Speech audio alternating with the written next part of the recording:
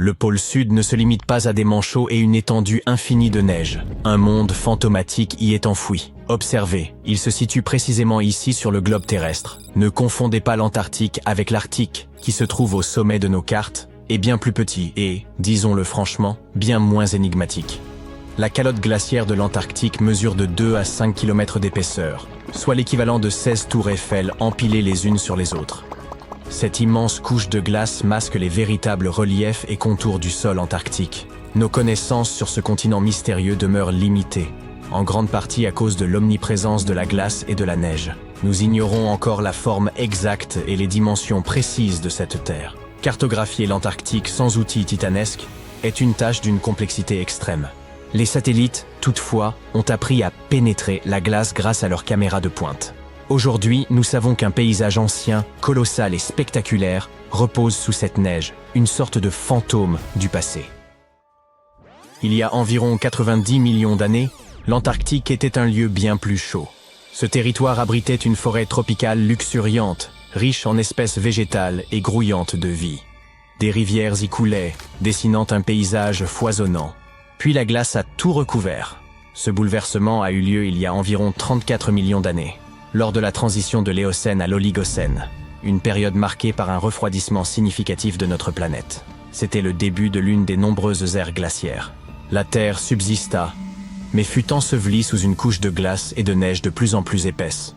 Pour l'œil non averti, l'Antarctique est devenu un désert blanc, vaste, uniforme et dépourvu de relief. Les millénaires passèrent, et l'épaisse calotte glaciaire continua de se mouvoir, polissant et transformant le sol. Au fil de millions d'années, elle modifia l'apparence du continent. Aujourd'hui, si l'on examinait le sous-sol, il ne subsisterait pratiquement aucun vestige du pôle sud originel, à une exception près.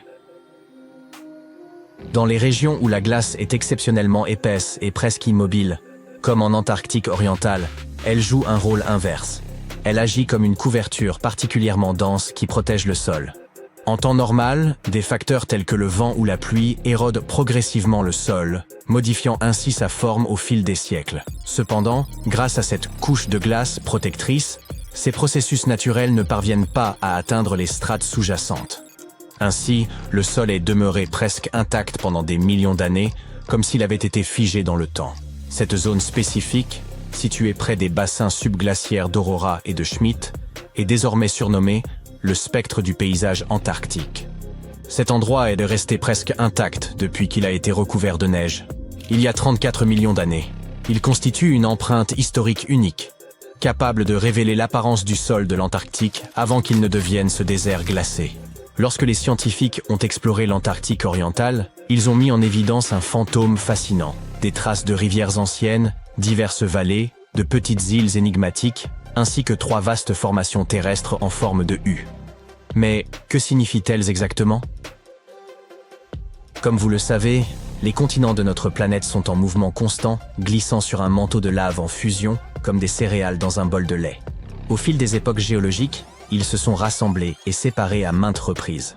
Il y a plusieurs centaines de millions d'années, un supercontinent nommé Gondwana réunissait plusieurs terres, dont l'Antarctique, qui formait alors une masse unique. Cependant, lorsque le Gondwana s'est fracturé, l'Antarctique a été soumis à de puissantes forces tectoniques. Des fragments de son territoire ont été arrachés les uns des autres et dispersés.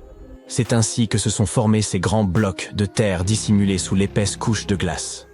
Aujourd'hui, les scientifiques souhaitent approfondir l'étude de ce fantôme. Pour cela, ils envisagent de forer la glace, un peu comme on utilise une paille pour atteindre le fond d'un épais milkshake. Cette méthode leur permettra de prélever des échantillons de roches et de sédiments en profondeur, afin d'en apprendre davantage sur l'histoire et le climat de notre planète. L'Antarctique serait le 5e plus grand continent du monde, surpassant l'Europe entière ou l'Australie en taille et rivalisant avec l'ensemble de l'Amérique du Sud. Outre l'Antarctique orientale déjà évoquée, il abrite d'autres régions emblématiques, comme la péninsule antarctique, le pôle Sud, l'Antarctique occidentale et la mer de Ross. Ce continent est en quelque sorte un immense terrain gelé, dont les paysages mystérieux et enfouis restent moins explorés que ceux de Mars. Ce que nous savons avec certitude, c'est que sans sa couverture de glace, il révélerait un monde riche en relief, composé de vastes montagnes, de gigantesques canyons et même de volcans en activité. Certains de ces volcans, d'une taille colossale, émergent au-dessus des épaisses couches de neige. Rien qu'en Antarctique occidentale, on en dénombre au moins 138, bien que seulement 8 ou 9 soient encore actifs aujourd'hui.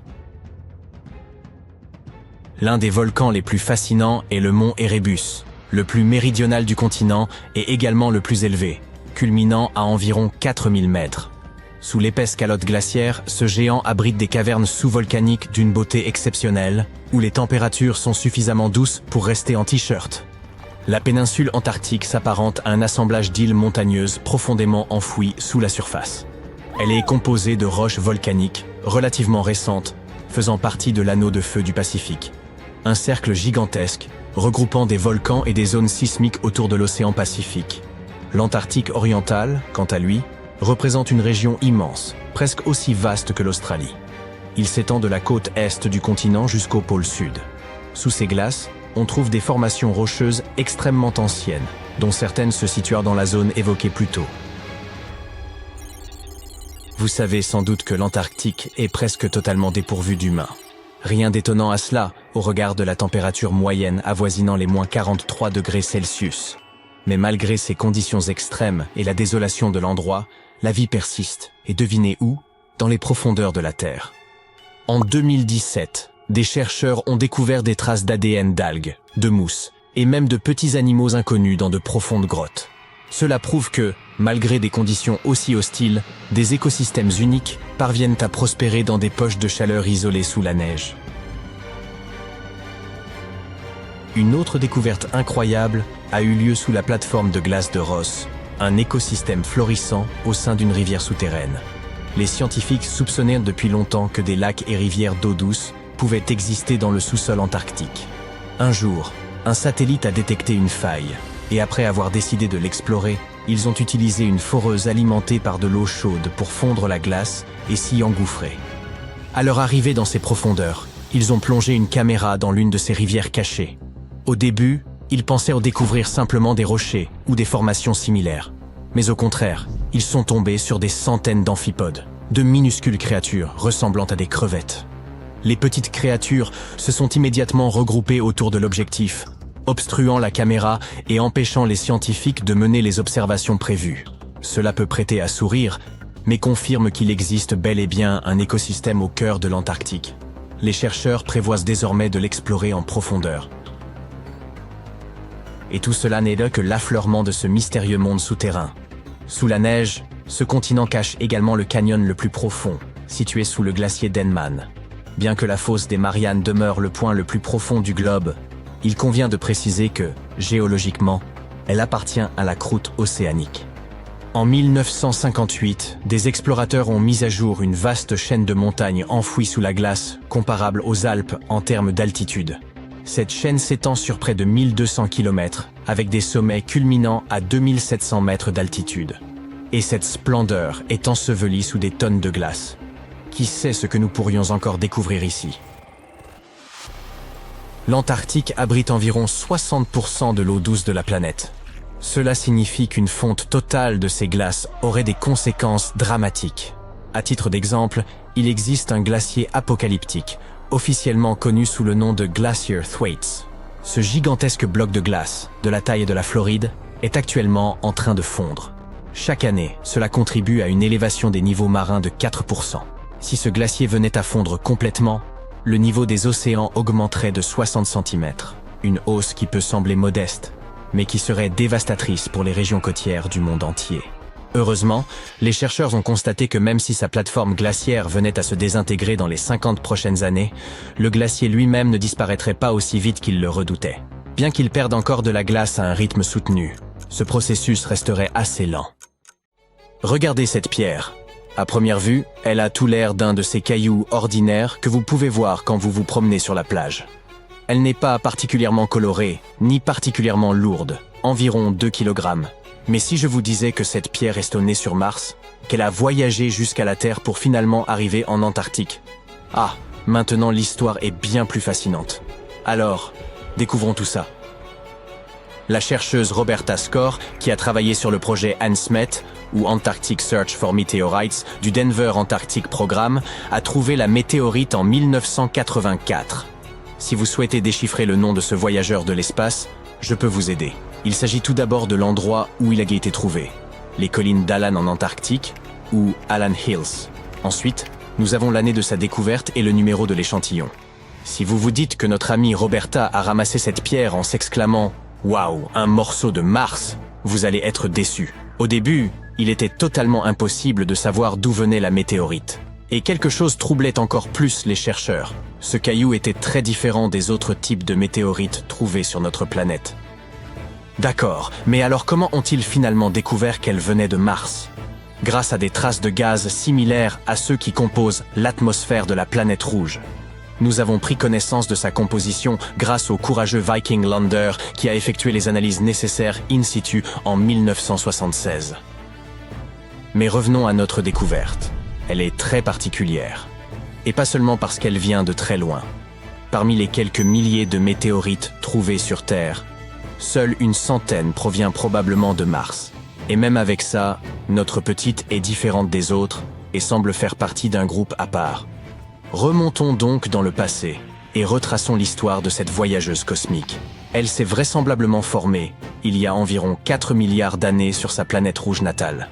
Un jour, qui n'était pourtant pas très différent des autres, la vie de ce paisible caillou s'est trouvée bouleversée. Un impact météorique l'a catapulté dans l'espace, et notre pierre a commencé son voyage de petit astéroïde. À l'époque, elle était bien plus grosse qu'au moment de sa découverte sur Terre. À un moment donné, elle s'est approchée de la Terre, et on dirait bien qu'elle a décidé d'explorer les lieux. C'est ainsi qu'il y a 13 000 ans, ALH a terminé son voyage spatial en entrant en collision avec notre planète. À l'heure actuelle, ce fragment martien est le plus ancien que nous ayons jamais trouvé. Mais au début, il n'était pas très populaire. Ce n'est qu'en 1996 que sa notoriété s'est soudainement accrue, à la suite d'une découverte révolutionnaire. Des chercheurs de la NASA se sont en effet interrogés. Ce fragment est manifestement très ancien. Mais pourrait-il avoir enregistré des traces de vie qui auraient pu prospérer sur Mars à l'époque où ALH était encore attaché à la planète rouge? Et devinez quoi? C'était une très bonne question. Ils ont détecté des traces de très fines particules de magnétite. Leur structure et leur composition chimique sont tout à fait similaires à celles des particules que l'on trouve sur notre planète. On appelle ça des magnétofossiles, et ce sont des bactéries magnétotactiques qui les produisent. Cela pourrait donc signifier qu'il y a eu, à un moment donné, des formes de vie sur Mars. En avril 2020, des scientifiques de l'agence spatiale japonaise ont fait une autre découverte. Ils ont détecté dans notre météorite de l'azote contenant des matières organiques d'origine martienne. Alors, qui sait quel nouveau secret étonnant un examen plus approfondi de la météorite pourrait nous révéler? Pour l'heure, il ne vous reste plus qu'à vous rendre en Antarctique et vous mettre à creuser. En effet, c'est un endroit idéal pour la chasse aux météorites. Nous avons trouvé près de 50 000 météorites en Antarctique et des centaines de milliers attendent encore d'être découvertes. Chacune de ces roches spatiales peut nous raconter une histoire sur l'évolution du système solaire. Par exemple, la toute première roche lunaire trouvée sur le continent glacé et désert a confirmé le fait qu'on pouvait trouver sur Terre des morceaux d'objets spatiaux plus gros que des astéroïdes. Imaginons que vous soyez inspiré et que vous décidiez de partir à la chasse aux météorites en Antarctique. Préparez-vous à relever de sérieux défis. Malgré leur abondance potentielle, trouver des roches spatiales n'est pas aussi facile qu'il n'y paraît. Vous devrez vous rendre dans des régions reculées et il n'est même pas certain que vous puissiez trouver quoi que ce soit. Il s'agit d'ailleurs d'un très gros problème. Les météorites sont en train de disparaître. Actuellement, les scientifiques trouvent environ 1000 météorites par an en Antarctique. Mais selon une nouvelle étude, environ 5000 météorites disparaîtraient chaque année. En cause, la hausse des températures. Inquiets, les chercheurs ont créé un modèle capable de les aider à déterminer où ces météorites sont susceptibles de remonter à la surface. Ce modèle est assez complexe, car il prend en compte la couverture neigeuse, la température de surface, la vitesse d'écoulement de la glace et même l'inclinaison du terrain. Les scientifiques ont ensuite effectué des simulations dans le cadre de différents scénarios de réchauffement. Et il s'est avéré que les météorites s'enfonçaient effectivement à mesure que les températures augmentaient. La surprise des chercheurs est évidente. Ils ne s'attendaient pas à ce que le changement climatique affecte autant leur travail. Même si ces régions sont en dessous du point de congélation, notre mode de vie participe à la destruction d'une archive cruciale du système solaire. Mais revenons à votre chasse aux météorites. Si vous voulez augmenter vos chances d'en trouver une, rendez-vous au pied des montagnes où la glace, qui s'écoule habituellement vers le bas, est forcée de remonter. Et n'oubliez pas d'emporter votre coupe-vent. Dans ces endroits, des vents puissants balaient la neige en exposant une glace bleu vif. Au lieu de fondre, cette glace ancienne peut directement se transformer en vapeur d'eau. Et c'est ainsi que l'on peut découvrir des météorites qui, autrement, resteraient cachés. Mais il faut se dépêcher. Les météorites à la surface disparaissent rapidement. Même lorsque les températures sont nettement inférieures au point de congélation, les roches peuvent encore absorber une partie de la chaleur du soleil et faire fondre la glace. C'est comme si elles créaient des tunnels souterrains, ou sous-glaciaires, s'enfonçant et se dérobant à la vue de tous. Quelque temps plus tard, le régel ferme les entrées de ces tunnels, emprisonnant les météorites et rendant toute découverte impossible. Les scientifiques admettent qu'il est très difficile de trouver des méthodes efficaces pour repérer les météorites. Et si nous ne nous dépêchons pas de mettre au point de bonnes techniques, nous risquons de perdre entre 80 000 et 250 000 roches spatiales au total. Il n'est donc pas étonnant que les scientifiques se soient donnés pour mission de trouver davantage de météorites. Ils se concentrent sur les zones d'échouage. Il s'agit d'endroits où les météorites s'accumulent à la surface en raison des caractéristiques géologiques, de l'écoulement de la glace et des conditions climatiques. Comme vous le savez déjà, vous pouvez trouver des météorites sur la glace bleue sans couverture neigeuse. Les météorites sont donc faciles à repérer. Mais trouver ces points chauds relève souvent du pur hasard. Ou alors, il faut passer des journées entières à éplucher des cartes et des images satellites pour tenter de repérer les zones de glace bleue situées à proximité des stations de recherche. Permettez-moi de vous présenter Veronica Tolenar, glaciologue de formation, ainsi que son équipe. Ils sont passés à la vitesse supérieure en élaborant une carte intelligente de l'Antarctique.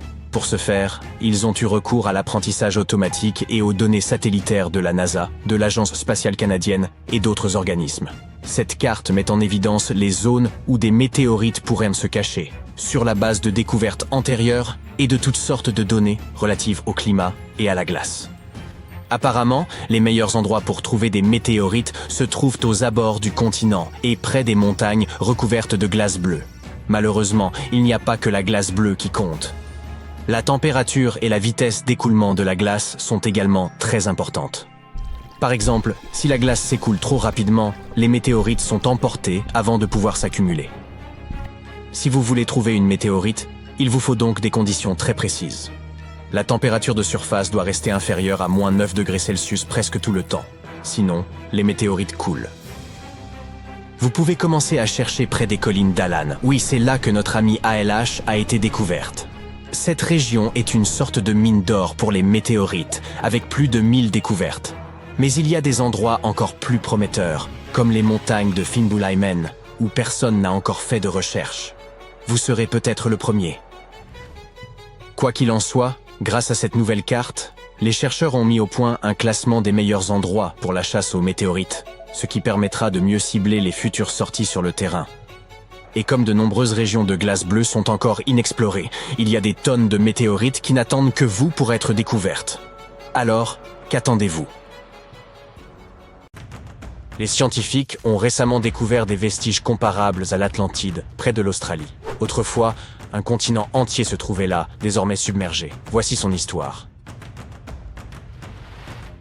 Il y a environ 70 000 ans, pendant la dernière période glaciaire, une vaste masse terrestre appelée Saül existait dans le sud-ouest de l'océan Pacifique.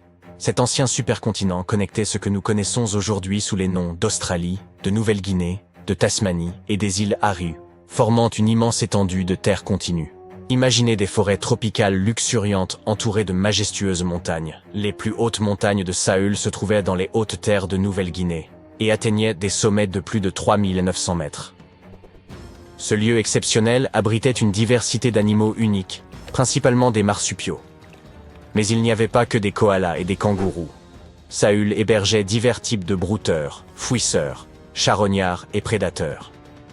On y trouvait le gigantesque diprotodon, le redoutable chasseur qu'était le Thylacoleo et le terrifiant Mégalania, une créature bien plus grande que la plupart des lézards vivants aujourd'hui.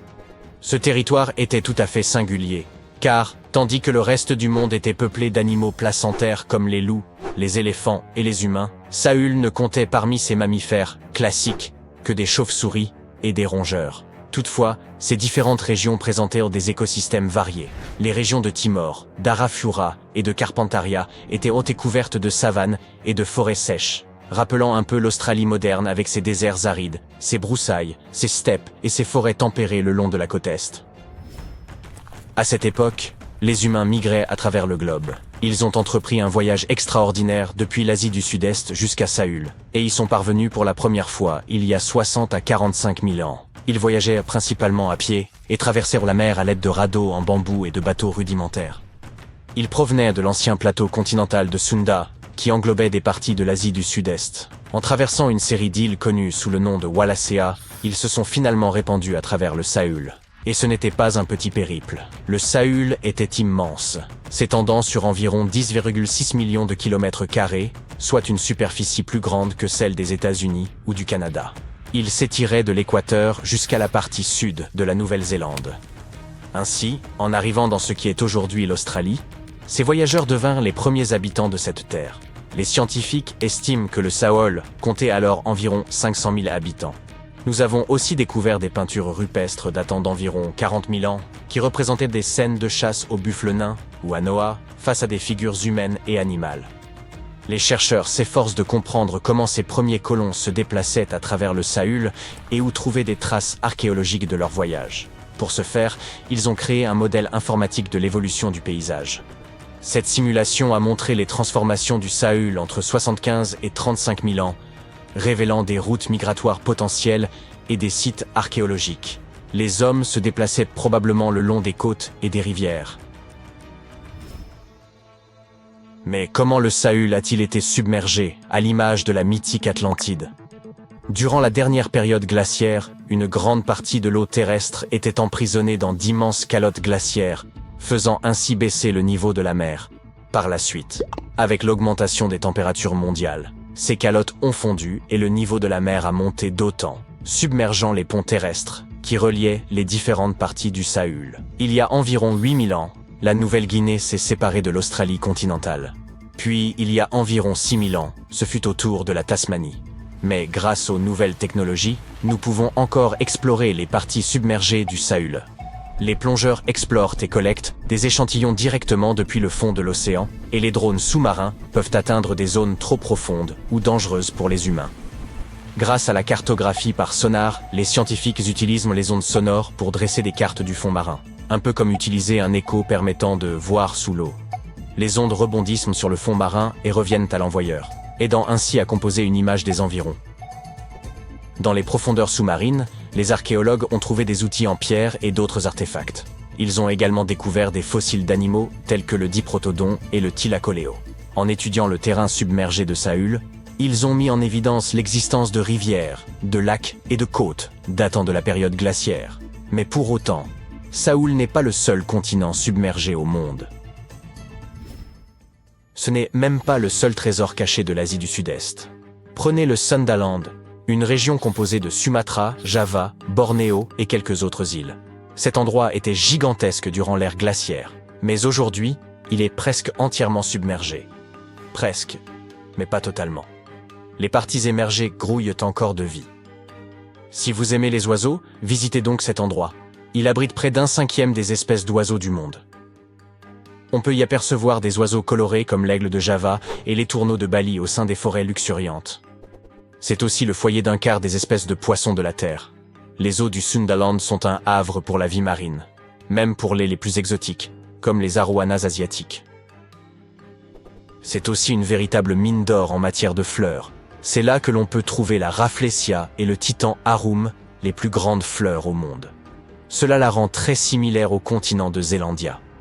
Il s'agit d'une longue et étroite bande de terre, mesurant la moitié de la taille de l'Australie, et qui s'est détachée de l'Antarctique il y a environ 100 millions d'années. Tout comme le Sundaland, elle n'est pas entièrement submergée. 7% de sa surface reste au-dessus du niveau de la mer. Ce fragment émergé est ce que nous appelons aujourd'hui la Nouvelle-Zélande, ainsi que l'île Stewart et quelques petites îles. Ces morceaux de Zélandia sont tempérés et luxuriants. Ils regorgent de volcans, de chaînes de montagnes, de magnifiques geysers naturels et de sources chaudes. Les Maoris utilisent ces dernières pour cuisiner. Ils placent du maïs, des œufs et des légumes dans des paniers et les plongent directement dans les sources thermales. Parfois, ils cuisinent également dans un four creusé et rempli de pierres chauffées. Un autre monde perdu est connu sous le nom d'Argoland. Cette mystérieuse masse terrestre faisait autrefois partie de l'Australie, à l'époque des dinosaures, et elle a intrigué les scientifiques pendant des décennies. On soupçonnait son existence car il a laissé une immense étendue sur les fonds marins, la plaine abyssale d'Argo. Il y a environ 155 millions d'années, l'Argoland s'est détaché de l'Australie et a dérivé vers le nord. Puis, lorsqu'il a atteint l'Asie du Sud-Est, il a tout simplement disparu. Les scientifiques n'avaient aucune idée de l'endroit où il avait pu passer. Mais récemment, ils ont finalement retrouvé sa trace. Il se trouve que les parties inférieures du malheureux Argoland ont commencé à sombrer dans la fosse de la sonde, un abîme océanique terriblement profond. La croûte terrestre a coulé dans le manteau, et pendant ce temps, les parties supérieures d'Argoland ont été poussées vers le haut, intégrant des roches plus jeunes à la surface. À cause de cela, Argoland s'est disloqué en plusieurs fragments plus petits. Ces derniers ont formé des parties de Bornéo, Java, Célèbes et d'autres régions. Le reste est profondément enfoui sous l'Indonésie et la Birmanie. Imaginez une masse terrestre colossale de la taille du Groenland, le Grand Adria. Son voyage a débuté il y a environ 240 millions d'années lorsqu'il s'est détaché du supercontinent de Gondwana. Il a commencé à dériver vers le nord et après 100 millions d'années passées dans des mers chaudes, il a soudainement percuté l'Europe avant de se fragmenter. La plupart de ces morceaux ont été entraînés profondément dans le manteau terrestre, mais certains ont été arrachés et sont devenus partie intégrante de chaînes montagneuses comme celle des Alpes. Aujourd'hui, les vestiges du Grand Adria sont dispersés dans plus de 30 pays, de l'Espagne jusqu'à l'Iran.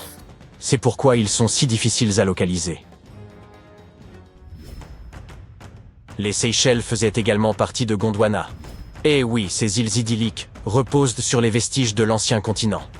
Nous en avons d'ailleurs appris beaucoup grâce à ces fascinants affleurements granitiques. C'est Alfred Wegener qui a suggéré la dérive des continents il y a près d'un siècle, mais personne ne le croyait à l'époque. Et ces affleurements l'ont aidé à prouver que les plaques tectoniques se déplaçaient réellement. Les Seychelles se sont séparées de l'Inde et de Madagascar, et sont finalement devenues un archipel solitaire dans l'océan Indien. Cela s'est probablement produit à cause de l'activité volcanique intense des trappes du Deccan. Aujourd'hui, les îles abritent des espèces uniques, tant sur Terre que dans les récifs coralliens environnants. Le microcontinent de Mauritia s'est détaché de l'Inde après l'extinction des dinosaures. Au cours de son voyage, il s'est étiré pour prendre une forme de ruban, avant de se fragmenter. Aujourd'hui, ces fragments sont éparpillés sous l'océan Indien. Les scientifiques ont découvert cette terre perdue en étudiant de minuscules cristaux anciens appelés zircons. Ces zircons sont pareils à des capsules temporelles. Ils remontent à une période antédiluvienne, pouvant aller de 660 millions à 2 milliards d'années, bien plus anciens que l'île Maurice elle-même. Ces cristaux anciens ont suggéré l'existence d'une autre Atlantide quelque part à proximité. Il semble qu'il y ait des continents engloutis un peu partout dans le monde.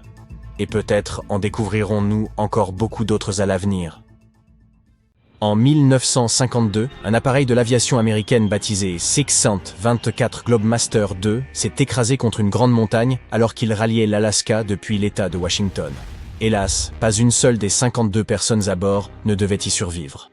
Le mauvais temps de l'époque a énormément compliqué la localisation du site de ce crash, et même par la suite, toutes les tentatives visant à le localiser ont échoué. Mais en 2012, l'équipage d'un hélicoptère qui effectuait une mission d'entraînement a repéré des débris de l'avion écrasés sur la surface du Colony Glacier.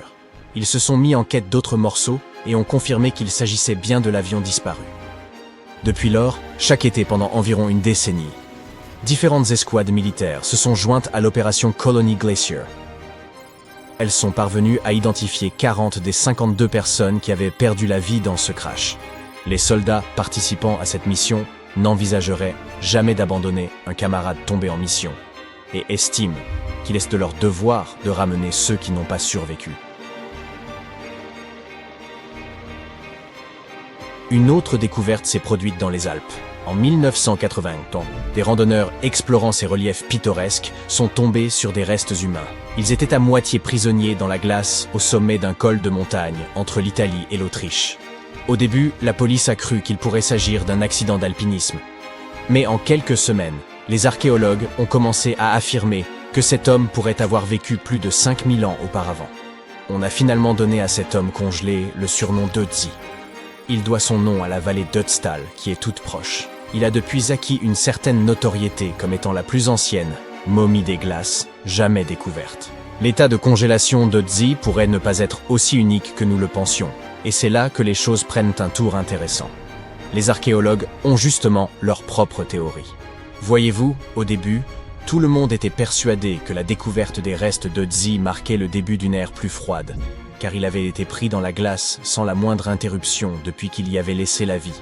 Pourtant, au cours des dernières décennies, les glaciers et les calottes glaciaires de par le monde fondent comme un sorbet lors d'une chaude journée d'été. Non seulement Ötzi, mais aussi d'autres reliques anciennes comme des corps, des équipements de chasse, du crottin de cheval, et même d'anciens skis ont commencé à émerger. Les archéologues soutiennent donc l'existence de sites similaires. Ils en ont trouvé bon nombre, et tous s'intègrent parfaitement dans ce champ nouveau de l'archéologie glaciaire. Il semble qu'à mesure que le monde se réchauffe, il puisse nous révéler encore bien des secrets provenant du grand froid. Passons à une autre découverte étonnante.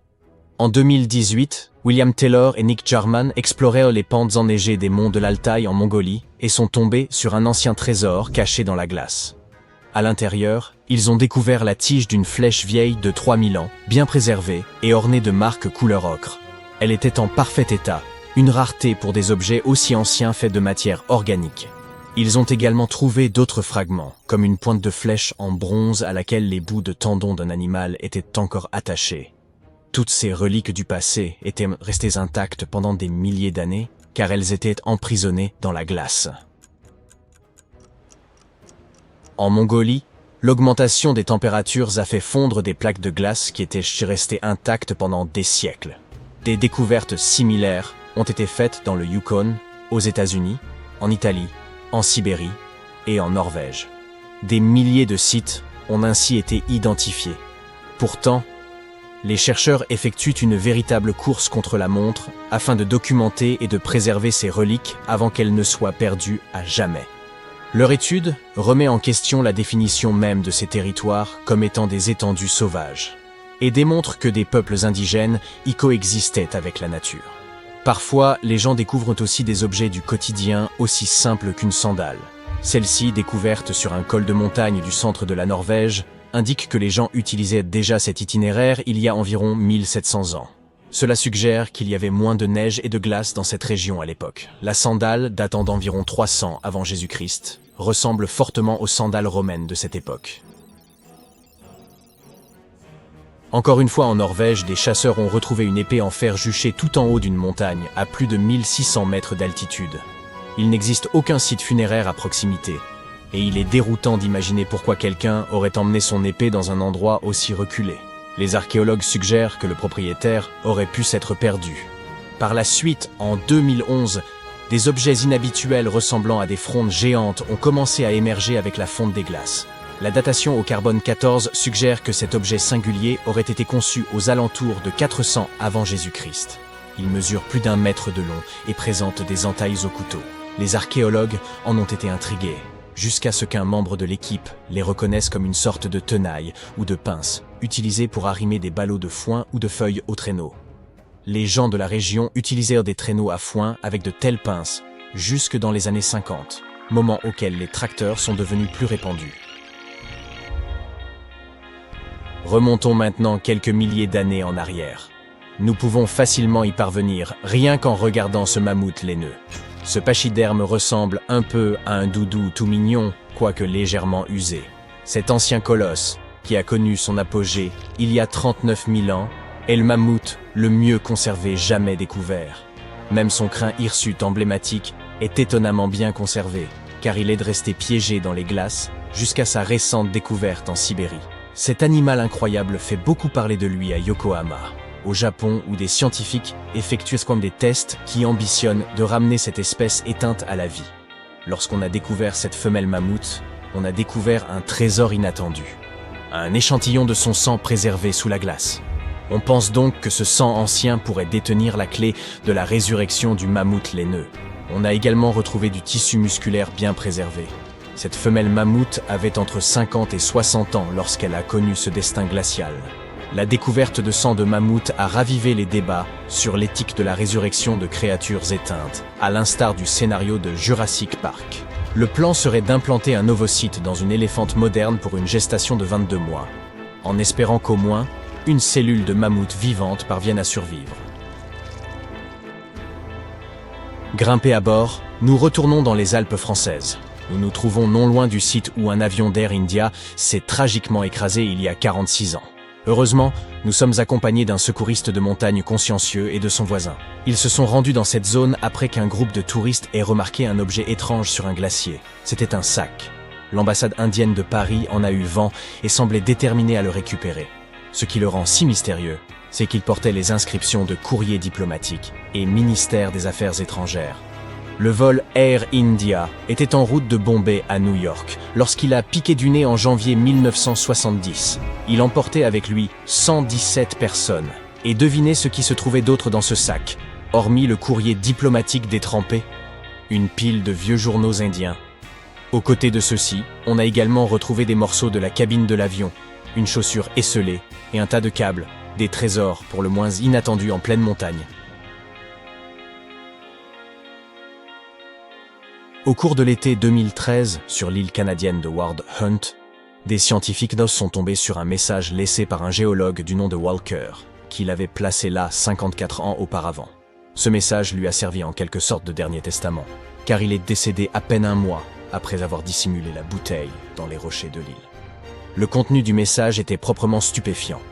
En 1959, Walker avait mesuré la distance entre ces mêmes pierres et le bord du glacier et l'avait évaluée à seulement 51 mètres. Puis, en 2013, cette distance s'était creusée pour atteindre 122 mètres. Les chercheurs sont convaincus que ce contraste frappant entre les deux relevés ne fait que souligner les conséquences du réchauffement climatique en cours. Imaginez cette glace fondant dans les montagnes de Norvège, comme une machine à remonter le temps qui nous révèle un trésor caché. Près de 800 vestiges vikings, dissimulés depuis plus de 1000 ans, ont été ainsi découverts. Ils nous donnent un aperçu des routes commerciales florissantes de l'époque viking et du rôle crucial des cols de montagne dans ce commerce ancien.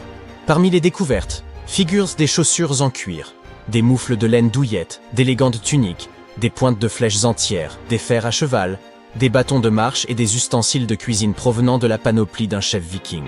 Il a même gardé quelques souvenirs de son cheval de charge. Ces vestiges nous fournissent de précieux renseignements sur les anciennes habitudes de voyage et sur l'apogée de cette culture, lorsque ces routes débordaient d'activité. Enfin, ils nous donnent un aperçu de la vie de ces anciens aventuriers. Vous voilà enfin arrivé. Le soleil darde ses rayons ardents et la soif vous tenaille. Votre esprit ne peut s'empêcher de penser à l'eau et aux ossements qui gisent sous vos pieds. Vous errez à travers le Sahara, le plus vaste désert chaud de la planète. En ce moment, vous traversez une étendue de sable appelée la vallée des baleines. Sur ces 200 km², le sol est si densément parsemé de fossiles qu'il est impossible de ne pas marcher dessus. Le paléontologue Hesham Salam décrit cette scène comme typique de la région. Les ossements émergent des falaises, semblant presque vous inviter à les examiner. Des côtes éparpillées jonchent le sol, et ces vertèbres gigantesques attirent votre regard. Imaginez la créature à laquelle elles appartenaient. Elles pouvaient atteindre jusqu'à 20 mètres de long. Les fossiles révèlent un corps profilé rappelant celui des baleines modernes, tout en conservant des traits ancestraux, tels que des pattes arrière et des pieds. Pour les scientifiques, cela pourrait indiquer la découverte d'un squelette complet d'une baleine préhistorique, une créature qui peuplait cette région lorsque l'Égypte était submergée par les eaux. Aujourd'hui, la vallée des baleines constitue le plus grand cimetière mondial de baleines anciennes. Vous pourriez vous interroger sur la présence de créatures marines en plein désert, à plus de 100 km de la côte la plus proche. Eh bien, il y a des millions d'années, ce désert formait le fond d'un immense océan, la Thétis, qui s'étendait de l'Europe jusqu'à l'Inde. Lorsque le niveau des eaux a baissé, l'océan a laissé derrière lui un ancien fond marin, désormais jonché de fossiles. Les fossiles de certaines des plus anciennes espèces de baleines connues reposent ici, offrant aux chercheurs une perspective unique sur l'évolution des gigantesques cétacés modernes. Ces vestiges sont d'une précision remarquable, certains conservant même des contenus stomacaux intacts. Les scientifiques ont également mis au jour des fossiles d'anciens requins, crocodiles et tortues, permettant de reconstituer l'apparence de ce monde marin disparu depuis des millions d'années. Les premiers ossements de baleines furent découverts en 1902, mais ce n'est qu'à partir des années 80 que la région fut réellement explorée, lorsque son accès s'améliora. Malheureusement, avant que le site ne bénéficie d'une protection officielle, plusieurs vestiges furent prélevés par des collectionneurs. La majorité des fossiles, à peine enfouis sous la surface, sont progressivement mis au jour par l'érosion. La vallée des baleines offre une fenêtre fascinante sur des millions d'années de vie côtière ancienne. Mais avançons davantage. Les fossiles d'anciennes baleines ne constituent pas l'unique découverte qui vous attend aujourd'hui. Pendant plus de 150 ans, les scientifiques ont été intrigués par une créature étrange ayant vécu il y a des millions d'années. Grâce à d'exceptionnels fossiles mis au jour au Maroc, le mystère est enfin résolu. Regardez plutôt, ces créatures portent le nom de stylophores. Elles ressemblaient à une armure aplatie d'où émergeait un long bras. Les chercheurs ont découvert ces spécimens en 2014 et ont été stupéfaits. Les fossiles remontaient à environ 478 millions d'années. Près de 450 spécimens ont été retrouvés et, fait rarissime, certains présentaient encore des tissus mous préservés. Jusqu'alors, les stylophores étaient uniquement connus via leur partie dure et, initialement, les scientifiques les considéraient comme de simples échinodermes, à l'image des oursins et des étoiles de mer. Mais de récentes découvertes révèlent qu'ils possédaient un corps central et un bras nourricier, semblable à celui des étoiles de mer, équipés d'un système vasculaire aquifère facilitant leur déplacement et leur alimentation. Cette découverte met fin à un débat de longue date concernant la place des stylophores dans l'arbre phylogénétique. Nous savons désormais qu'ils sont apparentés aux échinodermes, mais qu'ils s'en distinguent par l'absence d'une symétrie à 5 rayons. Venez admirer ce fossile gigantesque. Découvert dans le Sahara, il a permis aux scientifiques d'approfondir leurs connaissances sur le spinosaure, le plus grand dinosaure carnivore connu. Ces vestiges, datant de 95 millions d'années, confirment qu'il s'agissait aussi du premier dinosaure nageur identifié. Le spinosaure possédait des pieds plats en forme de pagaie et des narines situées au sommet de son crâne, semblables à celui d'un crocodile, des caractéristiques idéales pour la vie aquatique. Ce dinosaure étonnant, avec son long cou, son tronc, sa queue et une crête de 2 mètres sur le dos, passait vraisemblablement beaucoup de temps dans l'eau. Avec une longueur dépassant les 15 mètres, il pourrait même avoir été plus imposant que le tyrannosaure. Les premiers restes de spinosaures ont été découverts en Égypte il y a environ un siècle, mais ce n'est qu'avec ce fossile marocain que les scientifiques ont pu reconstruire l'anatomie de cet incroyable dinosaure. Les chercheurs ont porté une attention particulière à ses membres postérieurs raccourcis et à ses larges griffes, des adaptations typiques de la vie aquatique. Son museau allongé et la densité de ses os confirment également ses aptitudes de nageur, tandis que sa crête devait probablement jouer un rôle dans l'attraction de partenaires. Et salut beau gosse! Voici une autre découverte impressionnante réalisée en Tunisie. Des restes de Machimosaurus rex. Considéré jusqu'à présent comme le plus grand crocodile jamais identifié, ce reptile ancien mesurait près de 10 mètres de long pour un poids d'environ 3 tonnes. Il régnait en prédateur dominant il y a environ 130 millions d'années, avec un crâne mesurant plus d'1,50 m. Cette découverte est significative, car elle prouve que ces crocodiles ont survécu bien plus longtemps qu'on ne le pensait. Avant cela, les scientifiques estimaient qu'ils avaient disparu lors d'un épisode mineur d'extinction entre les périodes Jurassique et Crétacé. Revenons au fait que le Sahara, autrefois recouvert d'eau, abritait certaines des créatures marines les plus gigantesques jamais connues. Une étude parue dans le bulletin du Muséum américain d'histoire naturelle mentionne un ancien plan d'eau appelé la voie maritime transsaharienne. Il aurait existé entre 100 et 50 millions d'années auparavant et s'étendait sur une partie de l'Afrique de l'Ouest. Les scientifiques ont passé près de 2 décennies à reconstituer cet écosystème préhistorique. Ils ont découvert qu'il était chaud et peu profond, accueillant des créatures terrifiantes telles que des silures d'1,50 m et des serpents de mer de 12 mètres. Effrayant, non? Ce réseau maritime, isolé des grands océans pendant de longues périodes, aurait favorisé l'augmentation de la taille de ses prédateurs, grâce à une disponibilité constante des ressources. C'est un cas classique d'évolution, conduisant au phénomène que les scientifiques nomment gigantisme, dans des environnements isolés. Par ailleurs, toute cette eau n'a pas disparu sans laisser de traces. Sous les dunes du Sahara, les chercheurs ont mis au jour un gigantesque lac ancien surnommé Mégalac. Un nom bien mérité. Ce lac s'est formé il y a environ 250 000 ans, lorsque le Nil a inondé l'est du Sahara. À son apogée, il couvrait plus de 100 000 km², soit environ la moitié de la superficie du Kansas. Les scientifiques ont également découvert des traces d'un lac plus petit, situé à 150 km à l'ouest du Nil, à un niveau légèrement inférieur et couvrant près de 50 000 km². Tout cela s'ajoute aux preuves croissantes qu'il existait jadis de nombreux lacs en Afrique du Nord, lesquels auraient pu former des routes de migration, facilitant ainsi les déplacements des premiers humains à travers le continent. Le Sahara ne recèle pas seulement des fossiles d'animaux étranges. En mai 2020, des roches inhabituelles, ornées de cristaux verdâtres, ont été découvertes dans une région sablonneuse du sud de l'Algérie. Après analyse, les scientifiques ont conclu que ces roches ne provenaient pas de la Terre, mais étaient en réalité des fragments d'une météorite baptisée Erg Chech 0023. Cette météorite est extrêmement ancienne, étant considérée comme la plus vieille roche volcanique jamais trouvée. Elle s'est formée il y a des milliards d'années, dans le cœur incandescent d'une protoplanète aujourd'hui disparue. Une étude récente, publiée dans Nature Communications, a révélé que l'analyse des isotopes de plomb et d'uranium présents dans Erg Chech 002 a permis de la dater à plus de 4,5 milliards d'années. Une autre découverte intrigante réalisée dans le Sahara s'est avérée totalement inattendue.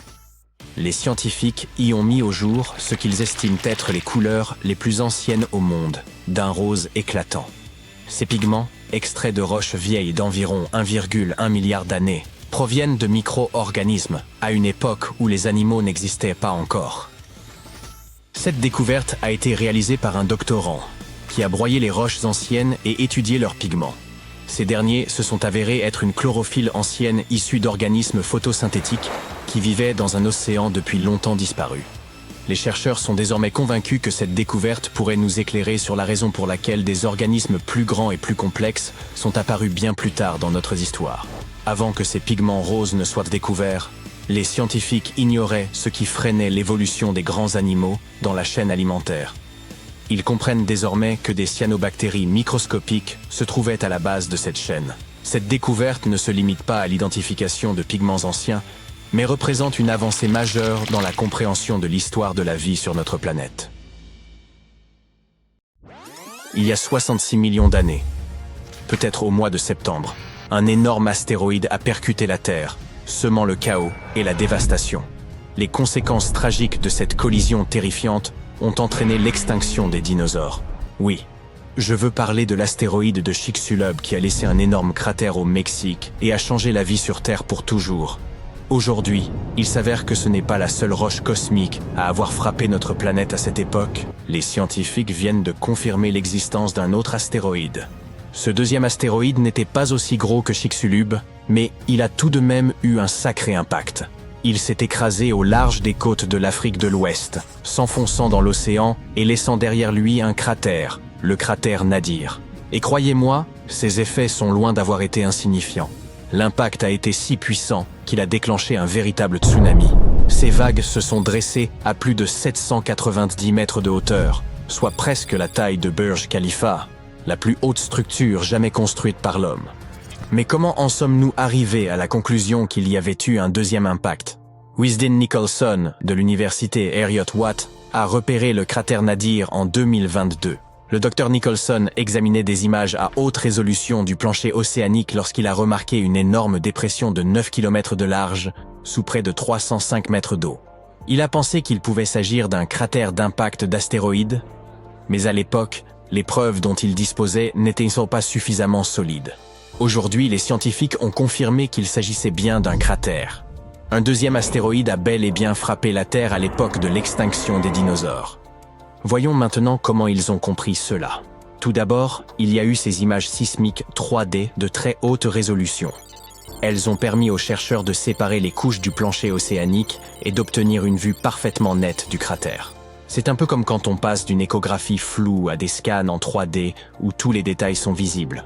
Leurs conclusions ont confirmé que le cratère avait été créé par un astéroïde d'une largeur comprise entre 457 et 500 mètres. L'impact a été si intense qu'il a produit un pic central, formé des crêtes autour du cratère et même endommagé une zone périphérique de plusieurs milliers de kilomètres. À l'aide de ces images très détaillées, les scientifiques ont réussi à reconstituer ce qui s'est passé juste après que l'astéroïde a heurté la surface de notre planète. Il a d'abord percuté l'océan, créant un premier cratère en forme de cuvette. Au fur et à mesure que l'onde de choc s'est propagée, les fonds marins ont été si violemment secoués qu'il y a eu plusieurs glissements de terrain. Les sédiments meubles entourant le cratère se sont effondrés vers l'intérieur, créant un rebord bien visible. Comme vous le savez déjà, l'impact a également déclenché un tsunami dont la puissance a été telle que les vagues ne se sont pas contentées de s'étendre vers l'extérieur, mais se sont retournées vers le cratère, laissant d'énormes cicatrices sur le fond océanique. Et il ne s'agissait pas d'une seule grande vague. Non, il y en a eu toute une série, une succession de tsunamis détruisant tout sur leur passage. Ce deuxième impact d'astéroïde est un événement majeur pour les scientifiques. C'est une occasion rare pour eux d'étudier un cratère d'impact marin dans ses moindres détails. Il n'existe qu'une vingtaine de cratères marins confirmés dans le monde, et aucun d'entre eux n'a été observé avec une telle précision. En outre, ces données permettent aux scientifiques de tester de nouvelles idées sur la formation des cratères en milieu aquatique. Contrairement aux cratères terrestres, les cratères marins sont cachés sous des couches de sédiments, ce qui les rend difficiles à étudier. Mais grâce à cette nouvelle imagerie en 3D, nous pouvons observer le cratère sur toutes ses couches. C'est comme si l'on coupait un gâteau pour voir de quoi il est fait. Le docteur Nicholson et son équipe rêvent maintenant de réaliser des forages dans le cratère afin de prélever des échantillons dans les profondeurs du plancher océanique. Cela leur permettrait de mesurer la pression de choc lors de l'impact et de comprendre ce qui s'est passé dans les minutes, les heures et les jours qui ont suivi la collision. Bien entendu, l'astéroïde de Chicxulub reste la vedette de l'extinction des dinosaures. Ce voyageur de l'espace était gigantesque. Il mesurait entre 10 et 14 km de large. Il a heurté la Terre sous un angle dévastateur, projetant des roches et des gaz vaporisés dans l'atmosphère. Il a provoqué un hiver d'impact qui a duré 15 ans, car tous ces éléments ont bloqué le Soleil et plongé la Terre dans l'obscurité. Le plus intrigant, c'est que certains experts pensent que l'astéroïde Nadir pourrait en fait être un fragment de Chicxulub qui se serait détaché avant que ce dernier ne percute la Terre. Ce n'est encore qu'une théorie, mais si c'est vrai, cela pourrait signifier que notre planète a été victime d'un impact double en provenance de l'espace. Remontons maintenant dans le temps, jusqu'en 1908 et en Sibérie. Regardez autour de vous, vous ne voyez rien d'autre que des arbres et des rivières. Et soudain, un énorme objet, d'un diamètre de 45 à 90 mètres, traverse l'atmosphère terrestre. Est-ce une comète? Un astéroïde? Les scientifiques n'en sont pas sûrs. Ce dont ils sont sûrs, c'est que cet intrus a explosé dans le ciel de la Tunguska, provoquant l'une des plus puissantes explosions de l'histoire. Il a complètement rasé la forêt en contrebas, abattant 80 millions d'arbres sur une superficie d'environ 2150 km². C'est une superficie supérieure à celle de villes comme Los Angeles ou New York. Les arbres ont été littéralement aplatis et leurs troncs dépouillés de leurs branches. Autour de l'épicentre, ils formaient un étrange motif radial. Et si cette explosion s'était produite au-dessus d'une ville? Tous les bâtiments auraient été détruits et d'innombrables vies auraient été perdues. Heureusement, cette catastrophe s'est produite dans une région très reculée de la Sibérie. Mais le plus effrayant, lorsque les scientifiques sont finalement arrivés dans la région des années plus tard, ils n'ont trouvé aucun cratère d'impact. Il n'est donc pas étonnant que le mystère reste entier. L'explication la plus logique est que lorsque l'objet a explosé dans le ciel, probablement à une distance de 5 à 10 km au-dessus des terres, il s'est désintégré avant de toucher le sol, ce qui n'a pas empêché l'explosion de raser une forêt entière. En 2013, un autre événement époustouflant s'est produit, cette fois au-dessus d'une zone beaucoup plus peuplée, la ville de Tcheliabinsk. C'est par une matinée ordinaire de février qu'un astéroïde d'environ 18 mètres de diamètre est entré dans l'atmosphère terrestre, illuminant le ciel. Il se déplaçait à une vitesse avoisinant les 70 000 km/h. Il a explosé en plein vol, à environ 29 km au-dessus de la ville. Le spectacle était terrifiant, mais heureusement, l'astéroïde s'est désintégré suffisamment haut dans l'atmosphère et n'a pas touché le sol. S'il l'avait fait, la ville aurait eu de très gros problèmes. En effet, même s'il n'y a pas eu d'impact direct, L'explosion a tout de même créé une onde de choc qui a traversé l'atmosphère et frappé le sol avec suffisamment de force pour briser toutes les vitres. L'explosion a endommagé environ 7200 bâtiments, mais par chance, il n'y a pas eu de victimes directes. Il n'en reste pas moins que cette explosion a été un véritable signal d'alarme. Il ne s'agissait pas d'un événement cosmique lointain comme celui de la Tunguska. Cet astéroïde a explosé au-dessus d'une zone moderne et peuplée, et les dégâts sont bien réels. La bonne nouvelle ? Les scientifiques parviennent de mieux en mieux à repérer ces objets avant qu'ils ne s'approchent ni trop près. Les agences spatiales du monde entier, comme la NASA, suivent à la trace les objets géocroiseurs afin de déterminer ceux qui pourraient présenter un risque. Mais comme ces deux événements le montrent, il arrive que des roches spatiales nous surprennent. Et si les chances d'un impact majeur sont faibles, les enjeux demeurent très importants. À l'heure actuelle, la NASA surveille un astéroïde. Il s'agit de Bennu, qui fait à peu près la même taille que l'impacteur Nadir. Bennu est considéré comme l'un des objets les plus dangereux en orbite proche de la Terre. Selon la NASA, il existe un faible risque qu'il percute la Terre entre les années 2178 et 2290, avec un danger maximal le 24 septembre 2082. Mais ne paniquez pas tout de suite. La probabilité d'un impact n'est que de 1 sur 2700. Cela nous rappelle tout de même que la Terre n'est pas à l'abri d'une catastrophe cosmique.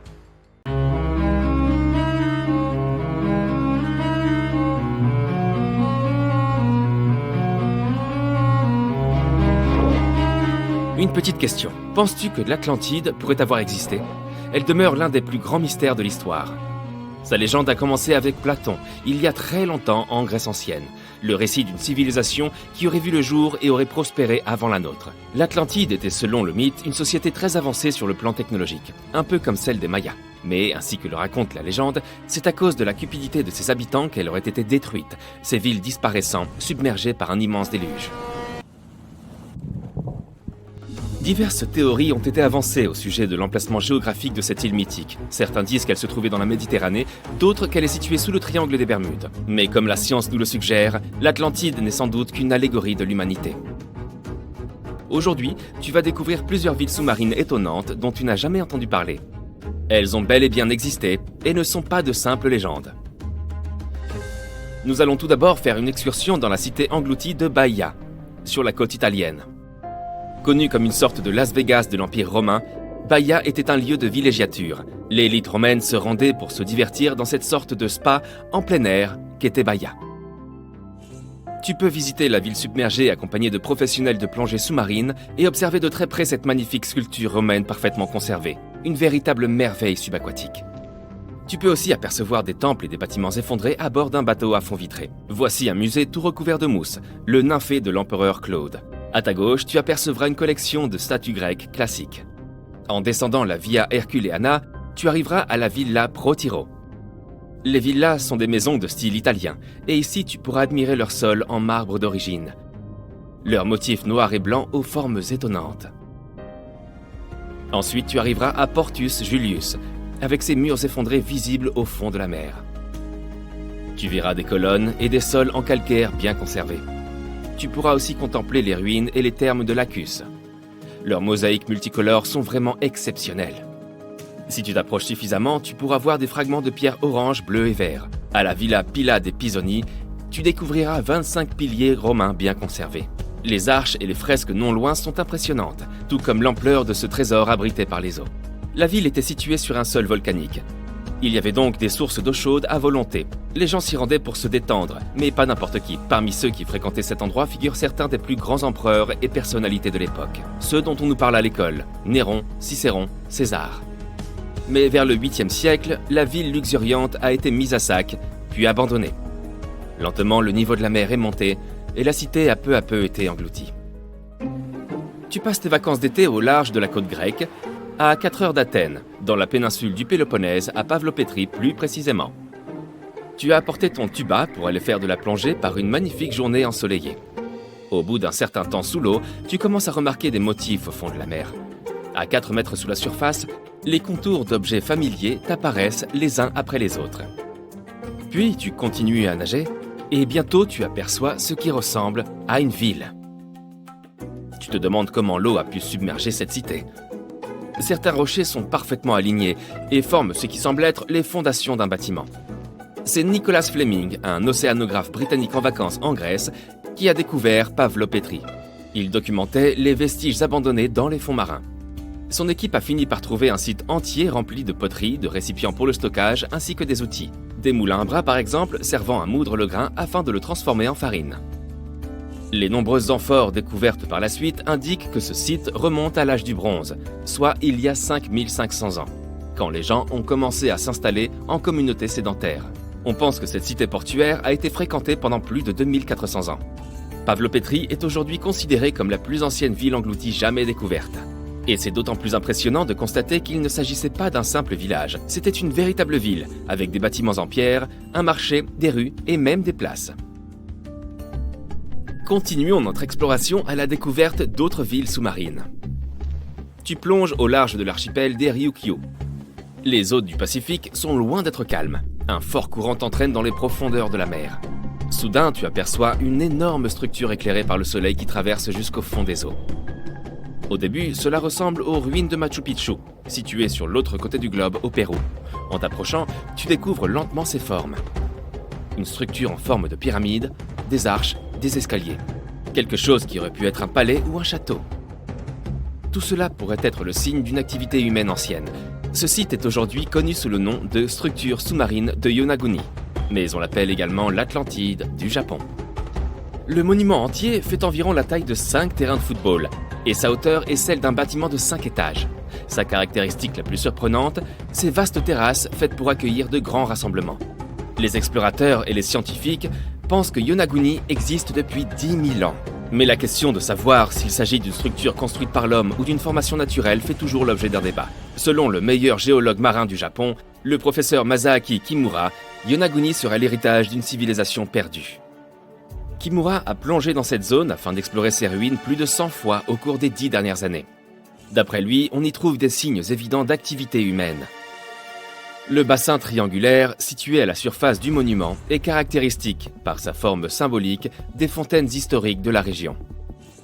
Il y a aussi une tortue géante sculptée sur le flanc oriental de la structure. Et selon Kimura, les tortues ont une signification culturelle importante. Plusieurs fragments d'outils en pierre ont été retrouvés sur le site. Ils auraient été fabriqués il y a 10 000 ans. Cependant, tous les scientifiques ne sont pas convaincus. Nombreux sont ceux qui pensent que Yonaguni est le résultat de milliers d'années d'érosion. Le fait que le monument soit composé d'un seul bloc de roche les pousse à croire qu'il n'est pas d'origine humaine. Ses arêtes, ainsi que ses surfaces planes, ressemblent à cette formation naturelle présente en Irlande du Nord, et connue sous le nom de chaussée des géants. Un ensemble de colonnes de basalte imbriquées fait penser au parvis d'un palais. Mais celles-ci sont plus probablement le résultat de l'activité volcanique locale. Continuons ensemble notre exploration sous la surface. La prochaine étape de notre voyage est l'une des villes sous-marines les plus célèbres au monde, et aujourd'hui transformée en parc archéologique.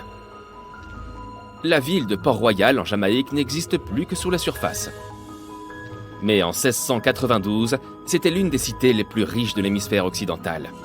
Port-Royal était alors un centre important de l'Empire britannique. Son activité commerciale attirait des voyageurs provenant des 4 coins du monde. C'était aussi le foyer des véritables pirates des Caraïbes. Mais au matin du 7 juin 1692, le sort des habitants de Port-Royal a pris une tournure absolument inattendue. Les tavernes et les restaurants, toujours débordants de vie, se sont mis à trembler. La population s'est réveillée au milieu d'un immense séisme dont la magnitude est estimée aujourd'hui à 7,5 sur l'échelle de Richter. Un des survivants a dit avoir vu la terre s'ouvrir et engloutir toute la ville. Ce qu'il a affirmé pourrait être vrai, car l'agglomération était principalement construite sur du sable. Le sol a littéralement aspiré les bâtiments, les routes et tout ce qui s'y trouvait là. Des geysers sont entrés en éruption et finalement des vagues hautes comme des immeubles de 10 étages se sont abattus sur la ville. Environ 13 hectares ont disparu sous l'eau. Et étonnamment, la plupart de ces vestiges du XVIIe siècle reposent en bon état à 12 mètres de profondeur. Dans ces ruines, les archéologues ont trouvé des tavernes, des entrepôts, des cuisines et des bâtiments de loisirs utilisés à des fins diverses. Tu peux aussi voir la grande statue d'un lion, un pont submergé ainsi que de nombreuses arches pittoresques. Et si on allait faire un tour en Inde, non loin de son littoral, se trouve une autre merveille. Un site que l'on a nommé la cité perdue de Cambay, qui repose dans le golfe du même nom. Elle est restée cachée jusqu'en 2001, jusqu'à ce que l'Institut national des technologies océaniques décide d'aller analyser l'eau de la zone. Grâce à la technologie du sonar qui envoie une sonde sonore jusqu'au fond de la mer, l'équipe de l'Institut a fait une découverte, très loin sous la surface. Les images rapportées montraient des formes géométriques réparties sur une étendue de 8 km. Ces vestiges dateraient de plus de 9500 ans. Ce qui veut dire que cette civilisation a disparu à peu près à la fin de la dernière période glaciaire. Parmi les débris récupérés sur le site, on trouve des matériaux de construction, des poteries, des perles, des sculptures et même des os.